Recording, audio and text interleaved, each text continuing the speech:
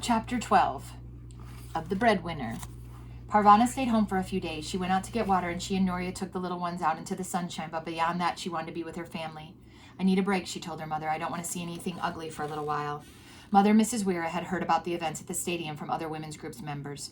Some had husbands or brothers who had been there. This goes on every Friday, Mother said. What century are we living in? Will Father be taken there? Parvana wanted to ask, but she didn't. Her mother wouldn't know. During her days at home, Parvana coached Miriam on her counting, tried to learn mending from Noria, and listened to Mrs. Weir's stories. They weren't as good as her father's stories. Mostly they were descriptions of field hockey games or other athletic events. Still, they were entertaining, and Mrs. Weir was so enthusiastic about them that she made other people enthusiastic too. No one said anything to Parvana when the bread ran out, but she got up and went to work that day anyway. Some things just had to be taken care of. I'm glad you're back, Shazia said when she saw Parvana in the market. I missed you. Where were you? I didn't feel like working, Parvana replied. I wanted some quiet days. I wouldn't mind some of those, but it's noisier in my home than it is out here. Is your family still arguing? Shazia nodded. My father's parents never really liked my mother anyway. Now they depend on her. It makes them grumpy. Mother's grumpy because we have to live with them since there's no place else to go, so everybody is grumpy. If they're not actually arguing, they sit and glare at each other. Parvana thought about how it felt in her home sometimes with everyone going around with tight lips and unshed tears in their eyes. It sounded even worse in Shazia's house. Can I tell you a secret? Shazia asked, and she led Parvana over to a low wall and they sat down. Of course you can tell me. I won't tell anyone. I'm saving money. A little bit each day. I'm getting out of here. Where? When? Shazia kicked at the wall in rhythm, but Parvana stopped her. She'd seen the Taliban hit a child for banging on an old board like it was a drum. The Taliban hated music. I'll stay until next spring, Shazia said. I'll have a lot of money saved by then, and it's better not to travel in the winter. Do you think we'll still have to be boys in the spring? That's a long time from now. I want to still be a boy then, Shazia insisted. If I turn back into a girl, I'll be stuck at home. I couldn't stand that. Where will you go? France. I'll get on a boat and go to France. Why France? She asked. Shazia's face brightened. In every picture I've seen of France, the sun is shining and people are smiling and flowers are blooming. France people must have bad days too, but I don't think their bad days can be very bad, not bad like here. In one picture I saw a whole field of purple flowers. That's where I want to go. I want to walk into that field and sit down in the middle of it and not think about anything. Parvana struggled to remember her map of the world. I'm not sure you can get to France by boat. Sure I can. I've got it all figured out. I'll tell a group of nomads that I'm an orphan and I'll travel with them to Pakistan. My father told me they go back and forth with the seasons looking for grass for their sheep. In Pakistan, I head down to the Arabian Sea, get on a boat, and go to France. She spoke as if nothing could be more simple. The first boat I get on may not go directly to France, but at least I'll get away from here. Everything will be easier once I get away from here. You'll go by yourself? Parvana couldn't imagine undertaking such a journey on her own. Who would notice one little orphan boy? Shazia replied. No one will pay any attention to me. I just hope I haven't left it too late. What do you mean? I'm starting to grow. Her voice dropped almost to a whisper. My shape is changing. If it changes too much, I'll turn back into a girl and then I'll be stuck here. You don't think I'll grow too fast, do you? Maybe I should leave before the spring. I don't want things to pop out of me all of a sudden. Parvana did not want Shazia to leave, but she tried to be honest with her friend. I can't remember how it happened with Noria. Mostly I just watched her long hair grow, but I don't think growing happens all of a sudden. I'd say you have time. Shazia started to kick the building again. Then she stood up so she wouldn't be tempted. That's what I'm counting on. You'll leave your family? How will they eat? I can't help that. Shazia's voice rose and caught as she tried not to cry. I just have to get out of here. I know that makes me a bad person, but what else can I do? I'll die if I have to stay here. Parvana remembered arguments between her father and mother. Her mother insisting they leave Afghanistan, her father insisting they stay. For the first time, Parvana wondered why her mother didn't just leave, and in an instant she answered her own question. She couldn't sneak away with 4 children to take care of.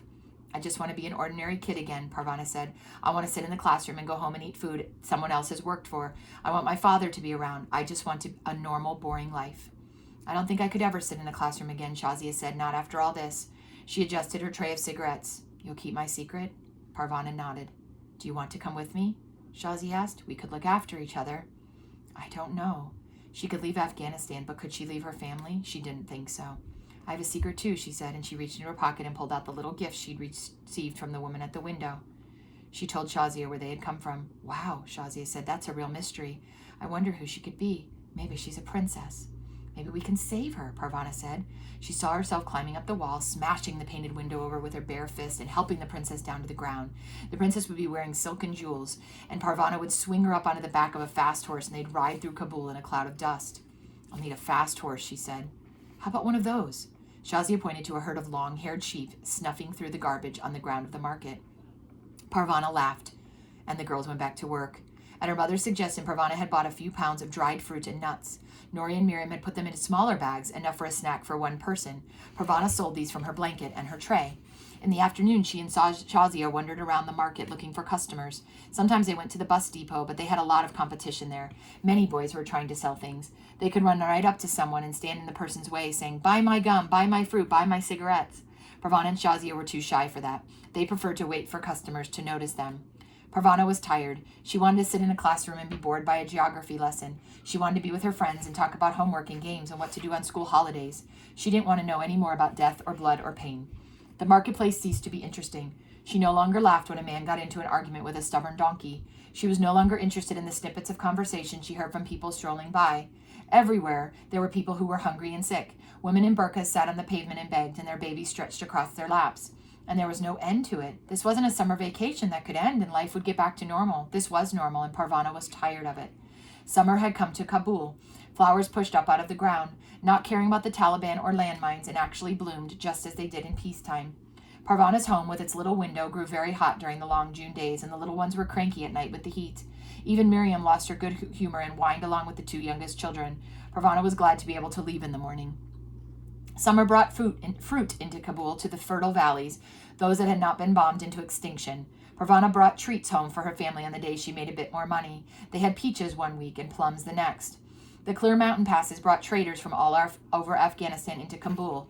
From her blanket in the marketplace, and when she walked around selling cigarettes with Shazia, Parvana saw tribal peoples from Bamiyan, from the Registan Desert region near Kandahar, and from the Wakhan corridor near China. Sometimes these men would stop and buy dried fruit or cigarettes from her. Sometimes they had something for her to read or write. She would always ask where they were from and what it was like there, so she could have something new to tell her family when she went home. Sometimes they told her about the weather. Sometimes they told of the beautiful mountains or the fields of opium poppies blooming into flower, or the orchards heavy with fruit. Sometimes they told her of the war, of battles they had seen and people they had lost. Parvana remembered it all to tell her family when she got home. Through Mothers and Mrs. Weir's women's group, a secret little school was started. Noria was the teacher. The Taliban would close down any school they discovered, so Noria and Miss Weir were very careful. The school held only 5 girls, including Miriam. They were all around her age. They were taught in 2 different groups, never at the same time, 2 days running. Sometimes the students came to Noria, sometimes Noria went to the students. Sometimes Parvana was her escort, sometimes she carried a squirming Ali. "He's getting too big to be carried around," Noria said to Parvana on one of their noon walks. Mother had allowed Noria to leave Ali at home to get a break from him. They only had Miriam with them, and she was no trouble. "How are your students doing?" "They can't learn much in a few hours a week," Noria replied, "and we don't have any books or school supplies. Still, I guess it's better than nothing." The little gifts from the window kept landing on Parvana's blanket every couple of weeks. Sometimes it was a piece of embroidery, sometimes it was a piece of candy or a single bead. It was as if the window woman was saying, "I'm still here." In the only way she could, Parvana checked carefully around her blanket every time she went to leave the market in case one of the gifts had rolled off. One afternoon, she heard sounds coming from above her. A man was very angry. He was shouting at a woman who was crying and screaming. Parvana heard thuds and more screams. Without thinking, she sprang to her feet and looked up at the window, but she couldn't see anything through the painted glass.